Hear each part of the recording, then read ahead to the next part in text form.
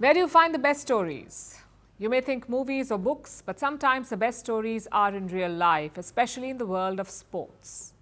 It's a strange intersection of talent, hard work, and luck. Today, an Indian tennis player has proved that.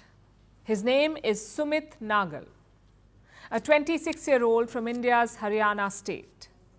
Sumit Nagal has reached the second round of the Australian Open, and he did so by creating history. Nagal's opponent was Alexander Bublik. He was seeded 31 at the Australian Open. Now, seeding is just like ranking. Every Grand Slam picks the top 32 players. The idea is to make sure that they do not play each other in early rounds. In Australia, Novak Djokovic is number 1 seed. Bublik was seeded 31. And Sumit Nagal, he is unseeded. His ATP ranking is around 122. ATP is the Association of Tennis Professionals. They rank players.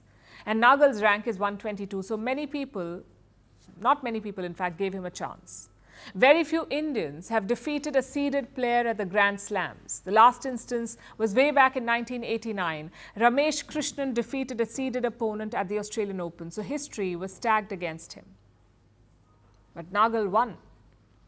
He beat his opponent in straight sets. And his performance was clinical. Nagal stuck to his strengths and waited for his opponent to make mistakes. The strategy worked. He took the lead and never gave it away. But let's not get too technical, because this is not just about one match. It's about the journey of this young man.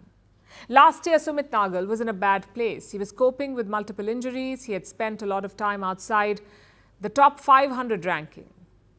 And he was running out of money. Nagal had just about 900 euros in the bank, which is around 80,000 Indian rupees. So he considered leaving tennis. From there to now, it's been a great journey.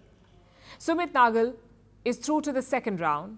His next opponent is ranked below him, so chances are he could win again. But even if he doesn't, he will walk away with a big prize, around 180,000 Australian dollars, which is 98 lakh Indian rupees. Talk about a coincidence. Last year, Nagal said he would need 1 crore rupees to break into the top 100. Today, he's almost there, 98 lakhs. So congratulations to him. Also, good luck for the next match. Now let's look at the larger picture. Can everyone be a Sumit Nagal? More importantly, why should they? Why can't we identify and help talent like him? Why should they have to struggle so much? To understand why, we need to take a closer look at tennis. It's a very expensive sport. A beginner racket costs around 4,000 rupees. 3 tennis balls cost 400 rupees. Good coaches can charge up to 25,000. How many Indian families can afford that? Not many. Tennis is not like cricket or football. You can't just play the game anywhere. It requires a lot of training, equipment, and infrastructure. That's problem number 1.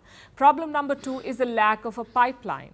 With cricket, you have the Indian Cricket Board, the BCCI. They organize multiple regional level competitions. They identify talented players. Then they invest in them. That's not the case in tennis. Most Indian tennis stars have trained abroad, like Yuki Bhamri, Prajnesh, Ram Kumar, even Sumit Nagal.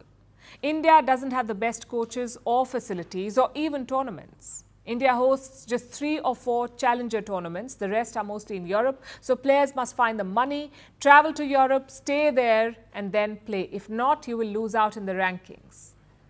If you get sponsors, great. But in Indian tennis, that's tough. How many of you can name 5 Indian singles players? Chances are very few. So sponsors are also not keen. But is there a solution? Well, badminton could offer some clues. It's almost the same story as tennis. Not much state support, not a lot of money involved. But Indian badminton players are doing very well, mostly thanks to one man, Pulela Gopichand. His academy is churning out champions. Some say Indian tennis needs someone like that, someone who can create a pipeline.